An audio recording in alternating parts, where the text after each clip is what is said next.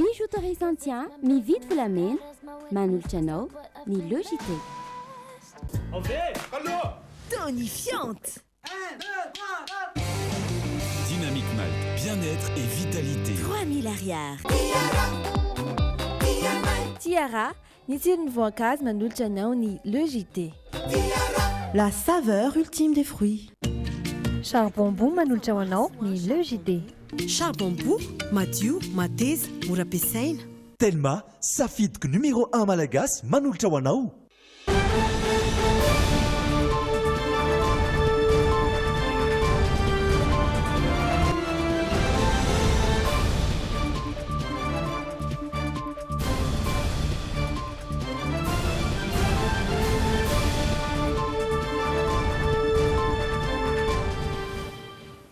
Talata farany volana avrily 2024 ankasitrahana ianao mijery anay amin'izao fotoan'izao ary tonga soa ihany koa atao anatin'ny Logité ireto ireo vaovao isan'ny hoarahanao mandritra ny fotoanantsika ho amin'ity andro an'ity.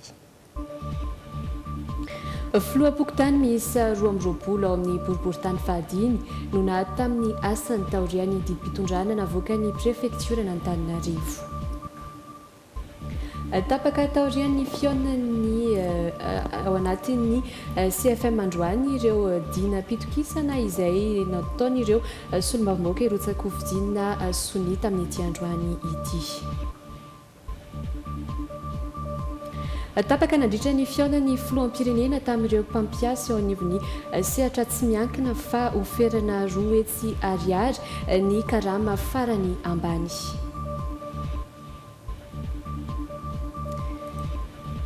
Niova kosa ny mpitantana eo anivon'ny polisy-pirenena nisy ny famindram-pahefana izay nitotsosaina tamin'ity androany ity. Mba kosa ny olan'ireo mpampianatra mpikaroka mivondrona ao anatin'ny CSS sampana Antananarivo taorian'ny fionan'izy ireo tamin'ny ministry ny fampianarana ambony.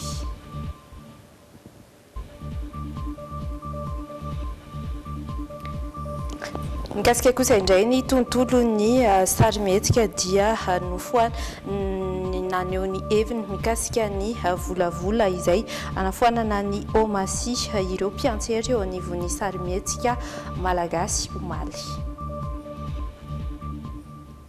Manatitra ny araba tompo-kilasy tompo-vavy ary manasanao ampanajana anaraka ny Logité hatramin'ny farany. Ireny vaovao isan'ny hoarantsika ahitana ireo lafiny maro ny fikarakarana ny fifidianana ihany koa ny vaovao ny fampianarana ny kolotsaina andeha aloha isika hiditra ao anatin'ny Alaviny.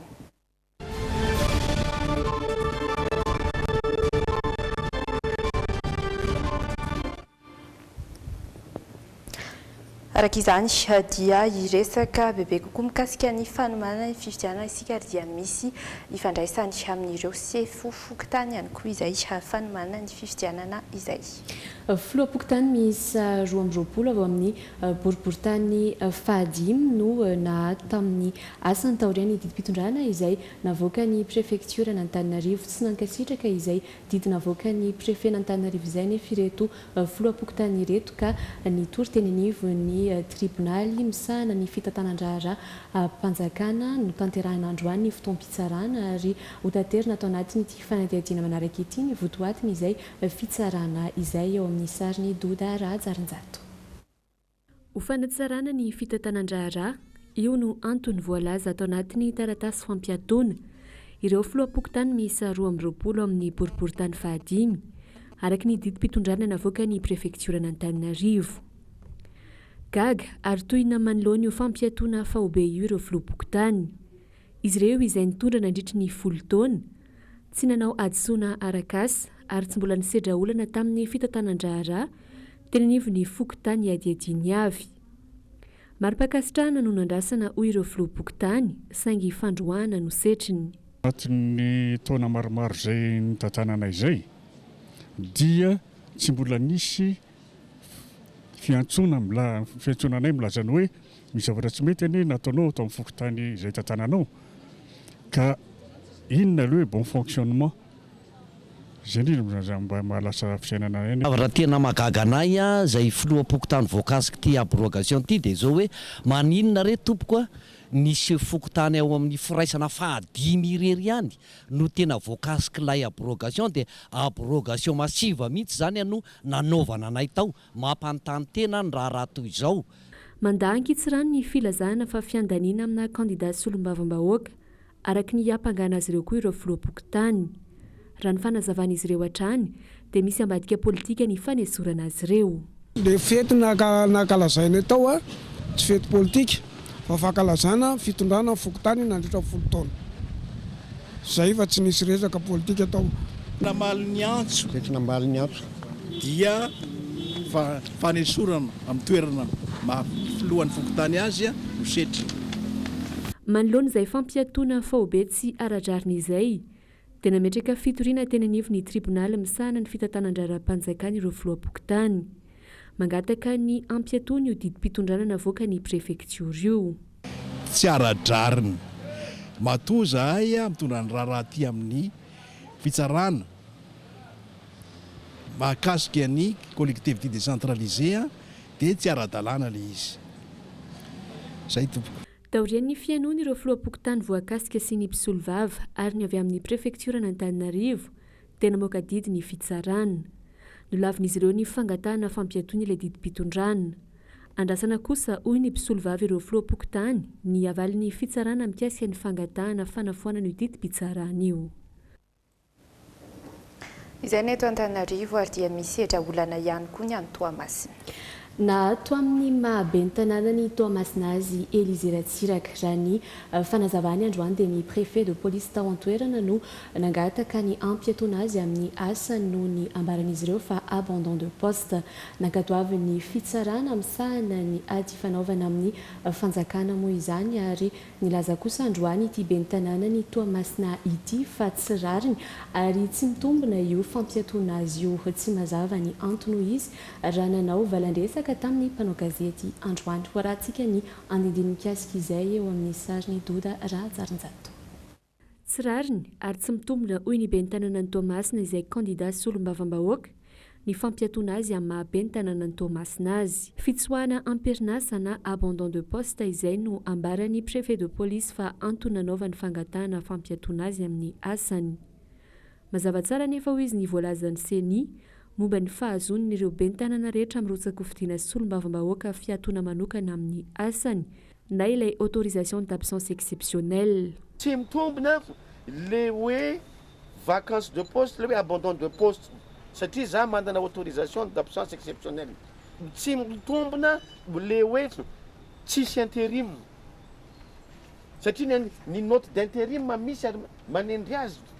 Ary ny signatureny dia nekeny trésor namoahana karama ary izy dès le 21 de izy no celui qui fait marcher les affaires communales signatureny partout fa mandeha et il est reconnu comme intérim. Nankatoavin'ny fitsarana misahana ny fitantanan-draram-panjakana moa izay fampiatoana zay. Tsy nankasitraka io didy iny tena ka nampiakatra ny raharaha teny anivo ny filankevi-panjakana. Notsindrin'ny mpisolo vava azy ankoatra io fa nanaraka ireo dingana izay faritan'ny lalàna tokony ataon'ireo be ny tanàna nrotsaka hovidiana solombavam-bahoaka ny be ny tanàna Élisée Ratsiraka. Marina fa voalaza ao anatin'ilay didy navoaka ny fitsarana io ny fanendrena PDS hitantana ny commune Toamasina. Eo amin'ny fikarakarana ny fifidiana dia ho lasa sata mifehy ireo olom-boafidy any anivon'ny anteny miram-pirenena ny dinany tokony omena izay nosoniavin'ireo mpirotsaka hovidiana tamin'ity andro an'ity. Fitsipika ara-moraly ny tokony omena ary tsy ifanireny izany hoy ny avy eo anivon'ny CFM sy ireo rafitra tsy miankina namolavola izay dina izay candidat 30 avy eto Analamanga no nanaiky anaraka izay tokony omena izay ka tonga nanao ny soniany teny anivon'ny foiben'ny komity ny fampiavana pirenena malagasy Rindra Tahiry sy Aina Raon no mitondra ny antsipriana izay vaovao izay. Fenitra sy torolalana misy 7 no voarakitry ny toky nomena tafiditra ao anatin'izany ny fanomezan-toky miisa valo mialohan'ny andro fandatsaham-bato, fanomezan-toky 10 mandritra ny latsabato, fanomezan-toky 2 aorian'ny vanin'andro fandatsaham-bato ary 7 kosa mikasika ny toky sy fampanantenana nomendreo kandida voafidy. Nosantarina andro any ny fanaovan-tsony ho an'ny teto amin'ny farim-piadidinana Lamanga, kandida 30 no nanaiky hatreto. Izy ireo izay mitaky fepetra amin'ny fanindran-dalana amin'ny fanatanterahana ireo dinana kena ireo satria ankoatra ny tsy fanarahan-dalana hitantaratra mialoha ny vanim-potoana ny fampirezan-kevitra dia mbola maro ny solombam-bahoaka tsy ndroso tamin'ny fanaovan-tsony. Tao anatin'ny pré-campagne dia maro ireo kandida misy folo izay ny mpifaninana, misy amin'ireo kandida no mitonona ho kandida mpanjakana, misy kandida any anaty antoko no efa manaraty sahady manirakolona eny amin'ny fanaovana terrain eny, fa isika moa nanosony ny tokony mena ary na mbola tsy natao ransomia dia efa nanaja an'izay tsika tsy manaratsy olona, tsika mijoro, tsika olo marina ary isika olo fiarahamonina. Izaho manokana zany dia efa mametraka an'izay hoe vonona natanteraka an'izay, fa eto kosa misy andraikitr'ireo izay nikarakara azy mba tokony hijoro ary hanampy tokoa ireo fampandehanana amin'ny fifidianana na ny tompona andraikitra ara-panjakana zany na ny universiny na ny fanaraha-maso mba tena andeha ary-mahitsy ary mifarany dia ny vahoaka no misafidy ny olona vonona sy vanona, manana ndraikitra anankiroa izy. Ny ray voalohany dia ny fanaraha-maso, ny fifidianana mba tsy isian'ny osoka, isy ny alabato sy ny adalana isan-karazany, fa ny faharoa ihany koa dia ny fandraisany adidy satria everina fa ilainy ny firenena ny olona vonona sy vanona. Nanosiny ino ny tenako no ny antony hoe afaka manampy zareo amin'ny etaeta mety isy zany any alohany na amin'ny fitarainana zany, ary efa hitaraina dia mba jerena kokoa fa tsy voahaila izy fa aveo tsy mitombo. Misy tokoa le tsy fanahan-dalana fa tsy anona rakoto na rabe fa samy tsika mantsapa-tena. Mitaratra ny fahavononan'ireo kandida hanovan'ny Lazaratsy no menatra n'ireo solombam-bahoaka aorian'ny fampandaniana azy ny fahatongavan'izy ireo namaly ny antso an'ny teto Analamanga manokana.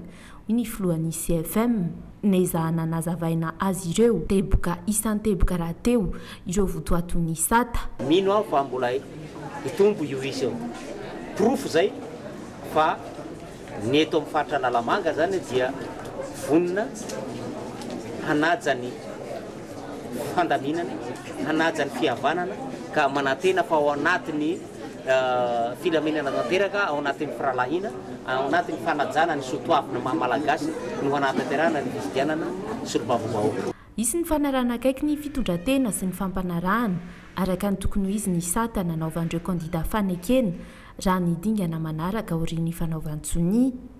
Mety isy sanction ho an'ireo tsy manara-dalàna amin'ny fampelezan-kevitra na ny fampelezan-kevitra mialohan'ny fotoana satria efa misy ny andin-dalàna mikasika an'izay ny article 92 mamaitra an'izay hoe amin'ny resaka code électoral zay ny hojerentsika akaiky ary misy fanaraha-maso akaiky eo.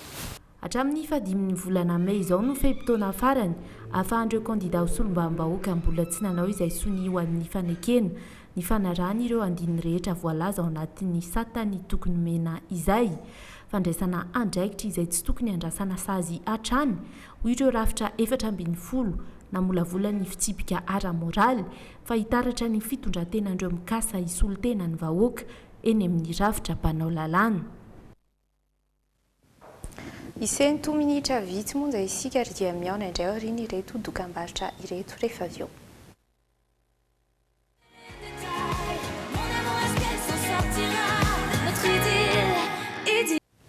Tafaverina soamantsara ato anatin'ny Le JT nao amin'izao fotoana izao ny vaovao manaraka misy ny fifanakarazan-kevitra tamin'ireo vondry ny mpampiasa sy ny sendikan'ireo mpampiasa izay no tanterahan'izy ireo niaraka tamin'ny filohan'ny Repoblika Andry Nirina Rajoelina teny amin'ny lapana Ambohitsoroatra nandiniana ihany koa ny Markarama farany ambany. Ny aona tamin'ireo vondry ny mpampiasa avy amin'ny sehatra tsy miankina ny GEM, ny FIVPAMA, ny GEFP, ny SIM sy ireo sendika ny mpiasa atao amin'ny lapam-panjakana Ambohitsoroatra ny filoha Andry Rajoelina androany 30 aprily. Tapaka taoriany ity fifanakarazan-kevitra ity ary fa oferana ho roa hetsy ariary ny karama farany ambany. Tapaka ihany koa fa ny tambiny ora mihoatra ny 20 ora sy ny karama latsaky ny 10 alina sy 3 hetsy ariary dia tsy andoavana etra ary ferana ho 770 ora isam-bolana ny fempotoana hiasana izay ho tsinjaran'ny mpiasa. Atao reny fiaonany tamin'ny filohan'ny Repoblika omaly ihany koa dia niaona tamin'ny Prime Ministre ihany koa ny solitena ny banky iraisam-pirenena. Teny amin'ny lapany mahazo arivo moa no nanatanterahana izay fiaonana izay tamin'ity androany ity isany nodininy rotonta tamin'izany ny paikady ampandrosoana ny Madagasikara sy ny fomba anatanterahana ny politika akaben'ny fanjakana. Warahantsika takizao ary ny andindiny izay fiaonana teo amin'ny Prime Ministre lehibe ny gouvernementa sy ny filohan'ny banky iraisam-pirenena izay. Tafiditra anatin'ny fandaram-potoana ny filohan'ny vondron'ny banky iraisam-pirenena izao fiaonana teo aminy sy ny gouvernementa izao. Naharitra ora maro izany ka isanodiniana ny fanatsarana ny lafin'ny ara-tsosialy sy ara-toekarena ny Madagasikara ary ny fandiniana ny fandriampahalemana. Ny banky iraisam-pirenena izay ratsaivina dia nanolotra vola mitetina $470 tapitrisa ho an'ny Madagasikara ka ny $10 tapitrisa ho an'ny fiahina ara-tsosialy indrindra ho fanohanana ireo fianakaviana marevo. Fantatsika fa ny banky iraisam-pirenena dia maro karazana zany. Ny guichet eo anivon'ny banky mondialy. Ny zava-dehibe aloha amin'izao fotoana izao dia efa vonona zareo vao manomboka zany isika dia efa hijanona zareo no mijery ahonana ny afana mifampiresaka ary indrindra afantarana zareo hoe zao ny laharam-pahamehana eto amintsika. Tsy maintsy ho ampahafantarina amin'ny alalan'ny fanaovan-tsony mpiara-miasa ny famoahana ny vola raraka ny fanazavana. Isan'ny nivoaka nandritra ny fifampiresahana teo amin'ny filohan'ny banky iraisam-pirenena sy ny filoha Andrinirina Rajoelina Omaly ny ampiasana ny vola ampiroboroboana ny herinaratra sy anatsarana ny sosialim-bahoaka. Ny fandaharana asan'ny gouvernementa fanatanterahana ny politika ankapobeny fanjakana dia misandraka amin'ny zavatra maro araka izay politika ankapobeny gouvernementa zay. Ankoatra azy ireo dia nisy solitenan'ireo ministra ihany koa niara-nivory tamin'ireo androany teto amin'ny lapany mahazo arivo. Faniova mpitantana kosa teo anivon'ny polis-pirenena nanomboka androany. Taorian'ny fanendrena ny ministry ny filaminam-bahoaka dia nandray ny andraiky nanomboka androany ihany koa ny tale jeneraly ny polis-pirenena taorian'ny famindram-pahefana izay mitanterahina teny amin'ny sekoly ambony ny polis-pirenena teny Ivato moa nanatanterahana izay lanonana izay paikady entin'ny mpiandraikitra eny anivon'ny filaminam-bahoaka ny anakakaizana ny vahoaka fanadihadiana mikasika izay no tanteriny andro lalaina Andrea Masy ka sambola manana amintsika atao anatin'ity vaovao manaraka ity.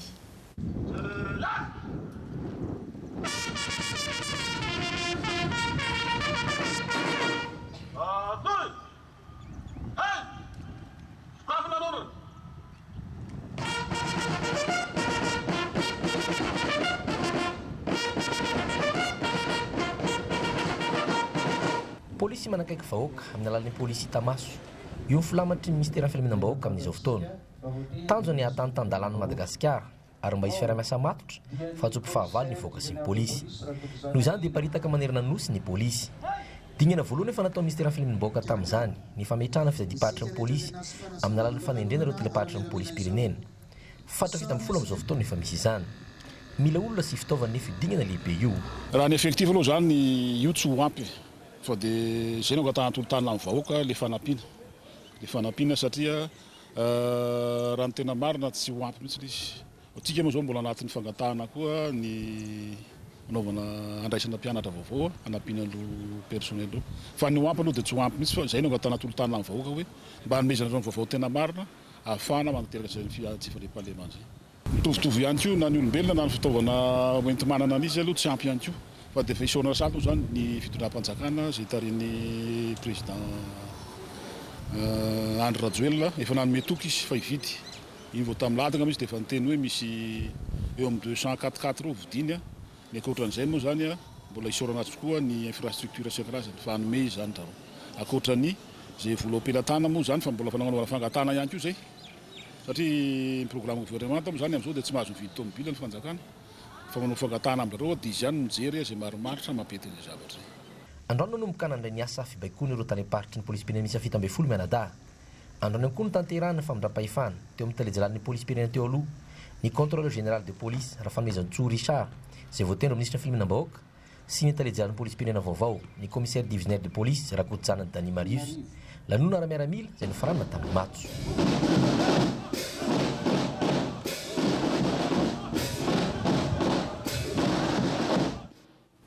Vaovao tsy mifanalavitra amin'izay fandriam-pahalemana izay hatrany. Manoloana ireo fioara-pefy ataon'ny polisy zandary dia samy nandray ny andraikitra nanandrify azy avokoa na ny ministry ny filaminam-bahoaka na ny sekretera-panjakana miadidy ny zandarmaria pirenena raha araka ny tafatafa izay nataony Andry Lalaina Andriamasy Kasambola manana tamin'izy ireo tamin'ity androany ity. Betsaka ireo polisy na zandary no nanao ny tsy mety tao ao ny antomby ihany koa anefa ireo polisy na zandary no nahiditra amponja. Hoaratsika ny fanatetiany mikasika izay. Taoriny raharanantsakabary sy marantsehatra ary iosy dia nahitana polisy mpianadrara ny OPF indray tany Kongo mitapatapaka ny vola maro tsalasa teo. Tovovavy roa izay samy tsy ampy taona voatana ato amina violon any komisariany Kongo no noararoty ny ara-nofo. Tsy naiky ny fianakavian'izy roa vavy ka nametraka fitoriana. Nisy polisy tokoa tany nanao viol izy dia efa any amponja izany zao mizaka an'izay zavatra nataony. Fa vita ny anna dia mbola fianaratsoa izy zany migadra amin'izao fotoana. Io zany tsisy ny corporatisme fa dia ny enquête ny tsy maintsy atao, ny enquête pénale mandeha dia ny mandeha ihany koa ny dossier disciplinaire ao ny ministère.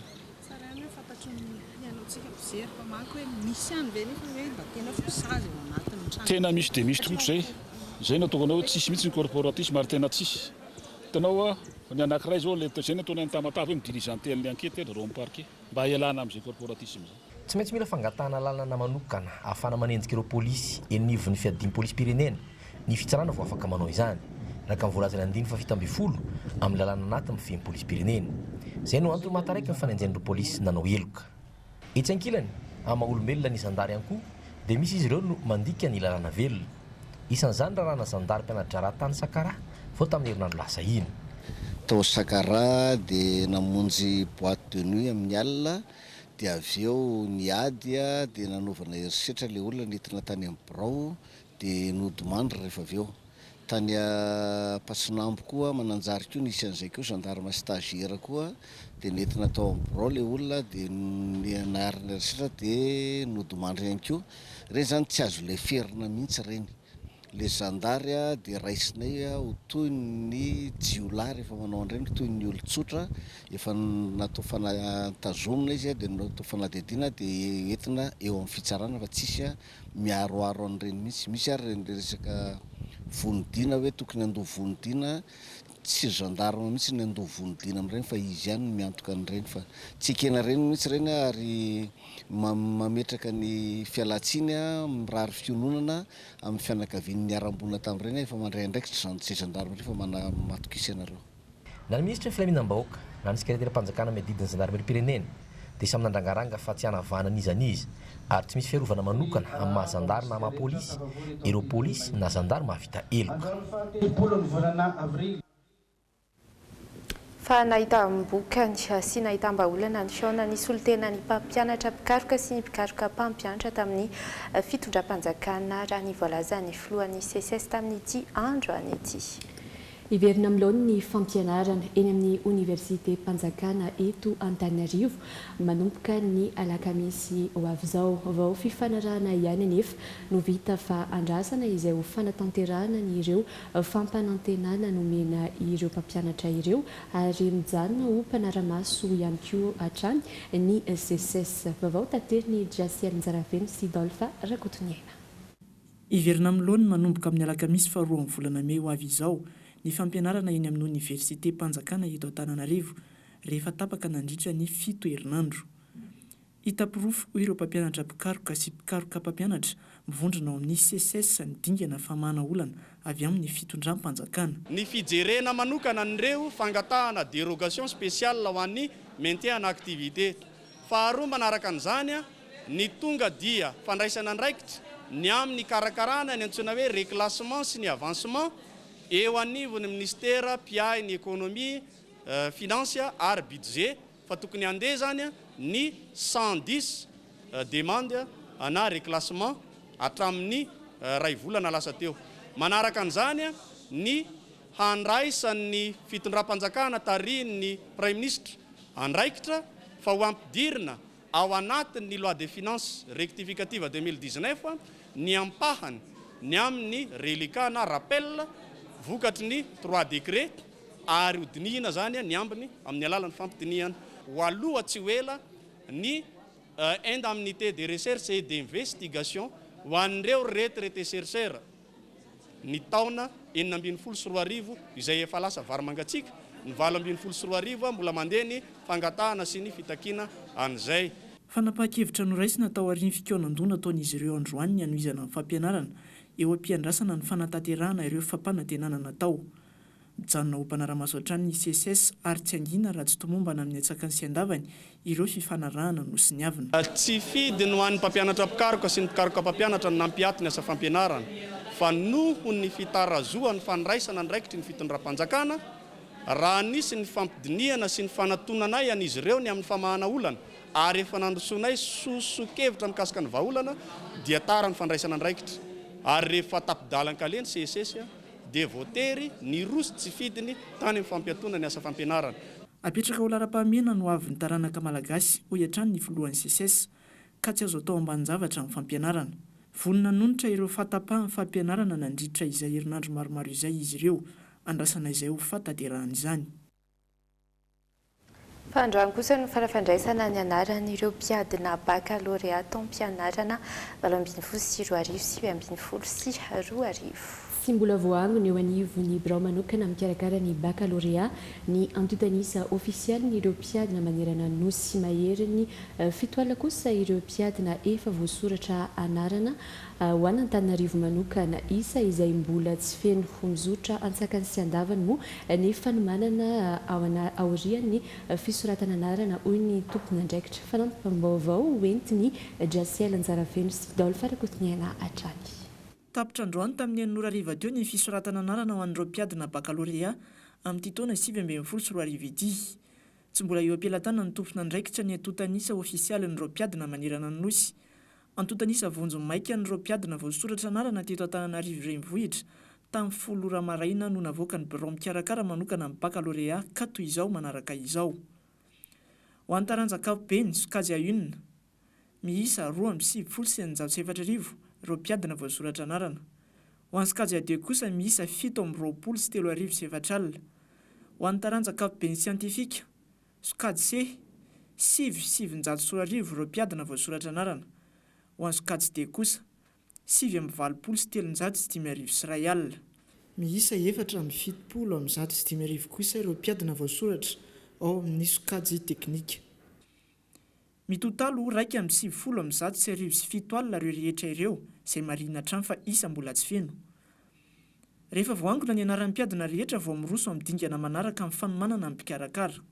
Vita zany ny fitsanjana ohatr'izay dia mandeha amin'izay fanomezana numéro amin'ny mpiadina izay tiny hatramin'ny farany. Dia fanomezana numéro io zany moa dia mifarany amin'ny convocation izay mizara roa, convocation ana EPS sy ny convocation ana théorie. Ny EPS koa raha mbola mizara roa, misy manao théorie, misy manao pratique. Rehefa vita zay dia mbola ny andraikitry ny direction ihany koa ny recruter correcteur no voalohany indrindra. Io firecrutena correcteur io dia arahana amin'ny draine. Zany hoe mahasamihafa ny amin'ny taona ity zany dia tsy liste avy any amin'ny draine sy anona fotsiny fa mila ny diplôme afa-tsy attestation an'ilay olona ho correcteur zany vao afaka manao correcteur izy. Dia mirecruter président de jury ary ny tena hoe tsy farany fa lehibe indrindra dia les surveillants miany any amin'ny any anaty salle de classe reny zany mandritra amin'ny fotoam-panadinana. Rehefa vita zay mbola recrutement fotsiny fa mandeha amin'izay ny correction dia mandeha ny saisiana note dia mandeha ny résultat ireo zay rahana sisy idinanay logistique ihany no tena betsaka fa président de jury no tena tompo-teny amin'ireo dia mandeha zany ireo dia fa rehefa vita zay voaka ny résultat dia mbola tsy tapitra ny asa fa mbola manao bilan an'Antananarivo dia aveo bilan national. Ny baccalauréat no an'ny lalana tokana idirana eny amin'ny anjerimanontolo. Tsy moramora arak'izany ny fikarakarana azy hoy ity tompona andraikitra ity. Ny ministera ny fanabeazam-pirenena sy ny ministera ny fampianarana ambony sy ny fikarohana ara-tsiansa no mifanohana ny fikarakarana sy ny laza adina Ny ministera ny filaminam-bahoaka sy ny gendarmerie nationale kosa no miantoka ny fanaraha-maso. Ampatsiahivina fa ho tanterahana ny 17 ny volana septambra ka hatramin'ny 4 oktobra ho avy izao ny baccalauréat ho an'ny sokajy ankapobeny. Mitohy hatramin'ny 10 oktobra kosa izany ho an'ny sokajy teknika. Fa 20 taona lasa izay no nisehoan'ilay adi-poko mahatsiravina sy fifamonoana tany Rwanda. Androany no nanamarika izany atao amin'ny ministeran'ny raharaham-bahiny tetsy anosy ireo teratany rwandais monina sy miasa eto Madagasikara. Tonga ny anatrika izany ny mpandrindra ny raharaha ny firenena mikambana eto Madagasikara, Ramatoa Violette Kakiomia, ny ministry ny raharaha-bahiny Naina Andriatsitono Aina, ny ministry ny fiarovam-pirenena ny jeneraly Rakotomirina Jean-Léon Richard. Izy ireo izay samy nandray fitenenana nandritry ny lanonana. Nisy teto ny fandrehetana ny afo entina anomezam-boninahitra ireo olona maty nandritry ny ady. Olona manodidina ny 9 hetsy moa no maty tao anatin'ny 100 andro namonoana ireo Tutsi tany antoerany. Iray andro taorian'ny namonoana ankeriny filoham-pirenena Juvenal Abiyarimana no nanomboka ny fandropahana faobe ireo Tutsi sy ireo Hutu izay nitsipaka ny famonoana ireo Tutsi ireo. Toisantsika avy hatrany amin'ny vaovao avy any ivelany kosa any any Burkina Faso. Taorian'ny asa fampiorona ny tranga tamina fiangonana katolika tany Sri Lanka, lazibatry ny fanafiana ihany koa ny fiangonana protestanta iray tany avaratry Burkina Faso. Isan'ny namoinainy tamin'izany moa ny pastera sy ny zanany mirahalahy ary sambany kosa no nisy trangana fanafiana fiangonana toy izao tany Burkina Faso. Parahantsika ny fanampanazavana. Tao amina tanàna iray 80 kilometatra miala ny Tribo no nitrangany ilay fanafiana izay nalasibatra fiangonana protestanta iray. Tokony ho tamin'ireo ora tolakandro ora tany an-toerana nandritra ny fotoana niravan'ny mpivavaka no nandalo ireo andian'olona tsy fantatra mitampedina nitondra moto. Nanao tify-danitra aloha izy ireo raha ny voalazan'ny nanatry maso ary nitifitra ireo mpino taorian'izay. Tafiakatra enina ny namoinainy nandritra io fanafiana fiangonana tany avaratry Burkina Faso io araka ny tatitra farany. Isan'ny voatifitra tamin'izany kosa ilay pastera sy ny zanany mirahalahy ankoatra ny mpino hafa miisa 3. Misy roa kosa ny mpino mbola tsy hita popoka ary voalaza fa nodoran'ireo olon-dratsy ny fiangonana taorian'ny fanafiana. Samba no nisy trangana fiangonana niarana herisetra tahak'izao tao Burkina Faso raha toa ka matetika io firenena io no lasibatry ny fampiororona ataon'ny jihadista. Hatramin'ny taona 2024 mahatratra 700 ny olona maty noho ny asa fampiororona tao Burkina Faso. Iverina eto an-toerana isika feno 4 taona amin'ny faranty herinandro ity ny hetsika Magic Land. Ao amin'ny Urban Futsal Andrahary no toerana anaovana izany ary tahaka ny mazatra moa dia ano anatanterahana azy. Hiavaka kosa ny hetsika ary azony anjarany avokoa ny tsirairay araky ny fanazavan'ny mpikarakara izay io arahantsika tahaka izao. Iova endrika ny Urban Futsal Andrahary ny sabosy alahady ho avy izao.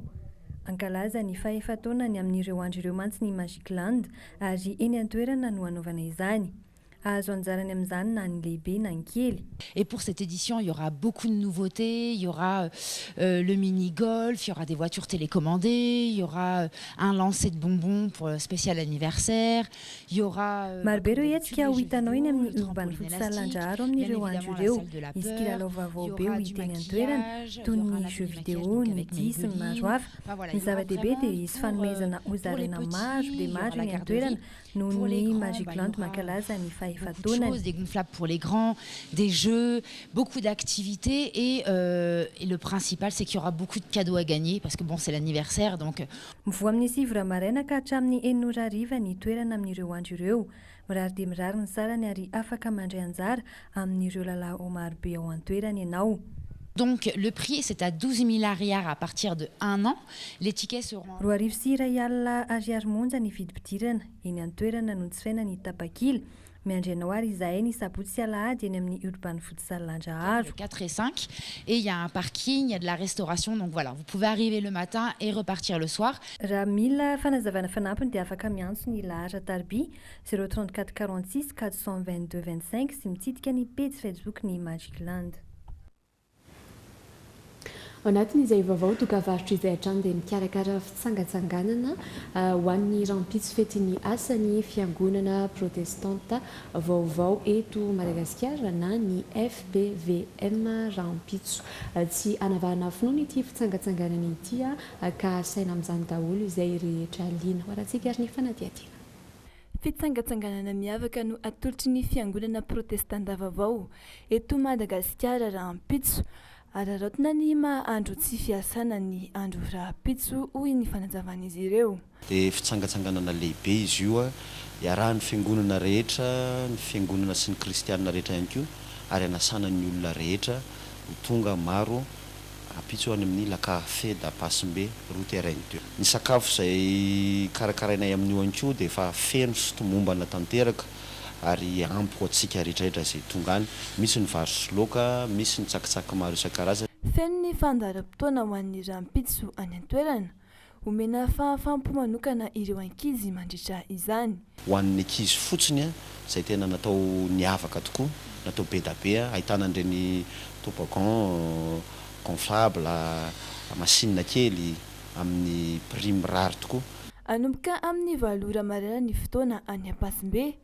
Isy ny fanentanana isan-karazany eny an-toerana. Tena mampiavaka be an'ity fitsangatsanganana ity dia ny fiderana lehibe izay arahana amin'ny groupe Niavo sy Jaws Band, Jao TGC taloha maraina parivony andro izy io. Izany hoe ifandimby eo daholo ny kilalao maro isan-karazany fa ny fiderana dia maraina parivony andro ihany koa anasana antsika rehetra mihitsiny mba ho tonga tsy hanavahana nizaniza mihitsy ny fotoana. Ho an'ireo tsy manana fiara kosa dia isy ny fiara iombonana miainga eo amin'ny Rasalama ny maraina ary miverina eo ihany ny hariva amin'ny sarany 3,000 ariary. Izay aloha ny tapany voalohany dia hotsahivitsika ireo isan'ny nisongadina tao anatin'izay actu izay isan'ny nojy irentsika ihany koa tamin'ity androan'ity fa filoha-pokotany izay miisa 12 ao amin'ny boriboritany fahadimy no nahato tamin'ny asany taoriny didim-pitondrana izay navoaka ny prefektura ny tanàna Antananarivo.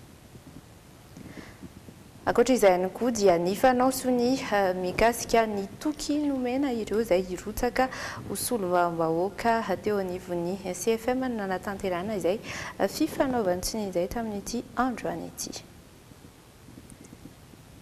Isan'ny nanamarika ity androany ihany koa ny fihaonan'ny filohan'ny Repoblika sy ireo solotenan'ny vondron'ny mpampiasa sy ny sendikan'ny mpampiasa izay nanapahana ny marika farany ambany indrindra ho roetsy ariary. Ankoatra ireo dia niova mpitantana ny polisy pirenena satria dia nandray ny asany ihany koa ny tale general'ny polisy pirenena nanomboka tamin'ity androany ity. Ary farany dia nahita marimaritra iraisana tamin'ny ireo mpitondra fanjakana ny vondron'ny mpampianatra mpikaroka sy ireo mpikaroka ho mpampianatra taorian'ny fampiasan'izy ireo dia iverina hiasa ireo mpampianatra ireo raha ny fanambarana. Izao koa sara dia hoentina aminao ireo zanam-pandarana izay miandry anao anatin'ny tapany faharoan'ny lojity amin'ity takariva ity. Taky ny mahazatra ho an'ny androany dia ny santé no arahantsika ireo aretina mety mahazo ny tsirairay amin'izao vaninandro ireny izao sy ny fisorohana tokony atao no arahantsika ao anatin'ny zanam-pandarana santé. Anatin'ny hafakely labiera mifangaro amin'ny atody fangarona zava-pisotro hafakely saingy mampalaza toeram-pisakafoana iray any Vietnam any no entina amintsika ao anatin'ny hafakely. Isy nentim-minitra vitsy atao anatin'ireto dokam-barotra ireto isika dia miverina ao anatin'ny tapany faharoa.